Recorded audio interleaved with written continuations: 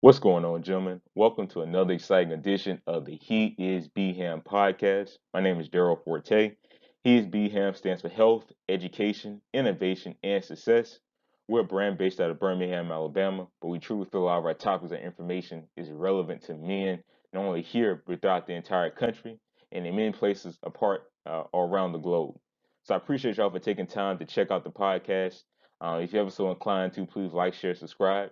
Our motto here is building better men while building better communities. So we feel as we self-improve and grow as men, we will then self-improve and then invest in and grow the community as a direct result. So man, on today's topic, I want to talk about your place of peace or finding your place of peace. A place of peace simply means a place that you go to, whether it be a physical place or it might be a place in your spirit and your heart and your mind that brings you a level of peace, that brings you a certain energy, that brings you a certain level of joy or happiness, or a lot of times even a place of reflection. It could be a quiet place, it could be a place that has a certain vibe or a certain element, whatever it might be. For many people, their place of peace is at church if they find a church home that they really vibe with, they really rock with. For some, it's going to the gym and putting on those earphones and lifting that heavy weight.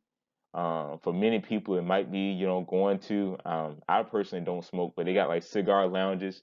People go there to network and fellowship and really just connect with particular other brothers. I see a lot of brothers, do that. I got a spot that's not too far from my place, and I be seeing brothers there all the time. Some might be going to the basketball court, getting some shots in, getting some shots up, whatever it might be. But just going to that place that brings you a certain level of peace, a certain level of comfort, or certain level of joy, or whatever you're looking to get out of the experience, whether that be networking or engaging with people. Um, it's that place is extremely important.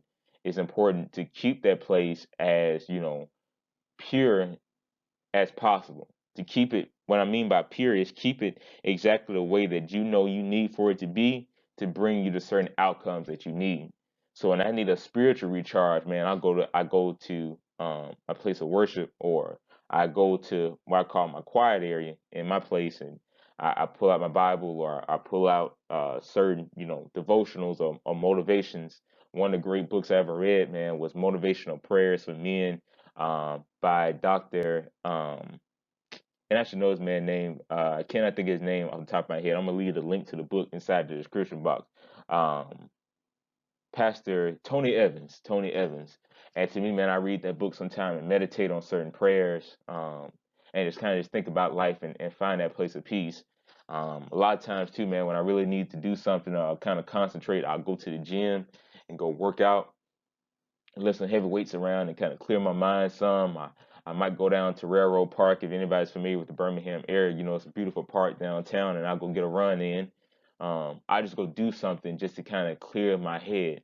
For me, it might even be me getting in the car driving with the windows down, going through certain neighborhoods I grew up in, or certain neighborhoods I'm familiar with, and just reminiscing and reflecting on the younger me, but just finding that place of peace, that quiet spot, or for some who get fulfillment or a certain level of energy from being around a lot of people, whatever it might be, is you have to find that place that brings you peace and comfort and joy.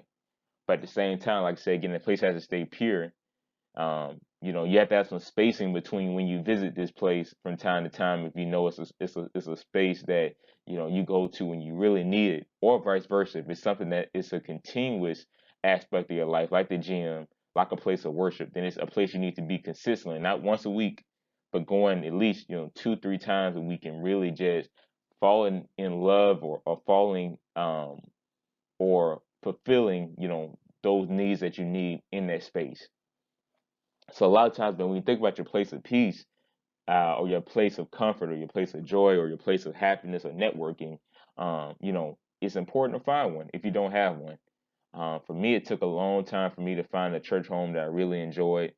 For me, it took a long time to find a gym that I actually enjoyed going to, that the people weren't crazy, that they weren't gonna hit that lunk alert when you throw some heavy weights around. They ain't gonna say no names. But vice versa, I don't want to go to no gym where I'm sitting up there, doing my work, and I got earphones on, I'm blasting them, and somebody's hollering and screaming from the top of their lungs and throwing down plates where it's vibrating and shaking the floor. I don't want to be bothered with that either. So it was great to find that perfect place, man. And again, bro, it goes back to you find it. It takes time, and that's why I say, man, get outside and go experience life and go live life for yourself and find certain things. Because as you will see, man, as you grow and get out there and begin to pursue your purpose and begin to pursue good things, that same energy reciprocate back to you. So go find those places if you haven't found them already. And then again, man, it's remaining and making those things pure.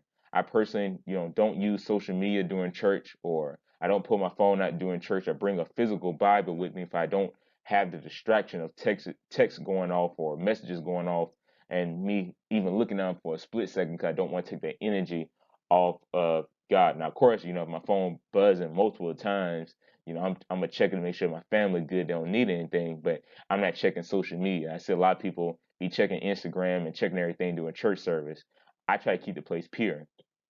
When I work out in the gym, man, as a young brother, you're not gonna lie, you living your life, but at the same time, man, I don't flirt like, or I don't, try to shoot no shots at my gym just because I love my gym. I try to keep that place pure. I'm there to work out and self improve, have conversations, make friends, and if friends turn into lifetime friends, that's great. If a friend, potential young lady, turns into you know a relationship down the road, hey, it is what it is. But it's not me. I see dudes all the time go to the gym, scouting and actively looking, you know, for I guess women or trying to talk or whatever, trying to shoot their shot to the point that I would do, 5 or 6 different sets on different machines or different workout.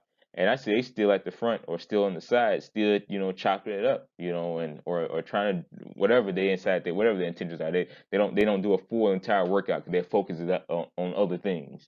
But again, man, it's you having to find your quiet place or find that space. If it's the library, I remember when I was, if anybody's familiar with UAB, they had Stern, they had Lister Hill. I was not a medical student. I wasn't in the health professions. I wasn't in the healthcare field at all. My major had nothing to do with healthcare.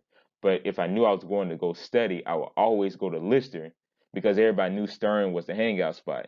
And I knew my friends were going to be there and we were going to be chopping up. We were going to be talking about, whatever the topic is for the day that somebody coming in telling a crazy story.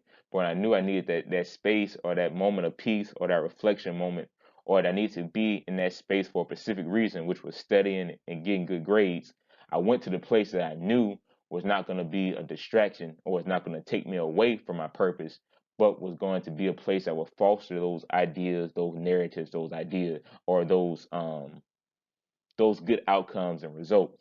So again, man, when you think about just finding your place of peace, if you don't know where it's at, again, experiment, try different places. If you're a sports bar type person, try some different sports bars that you like.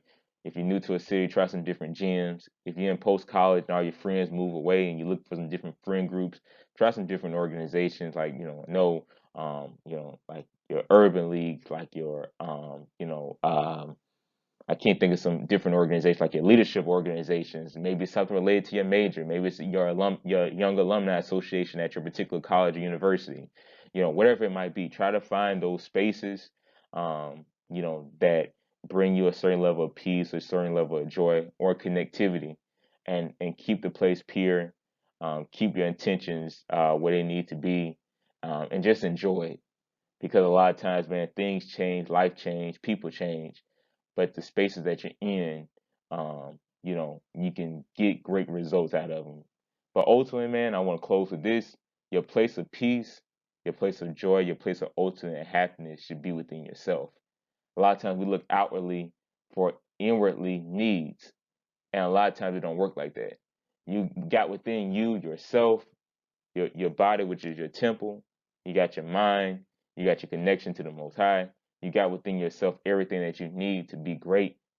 A lot of times, man, your place of peace is inside of you. So no matter where you go, be a reflection of yourself.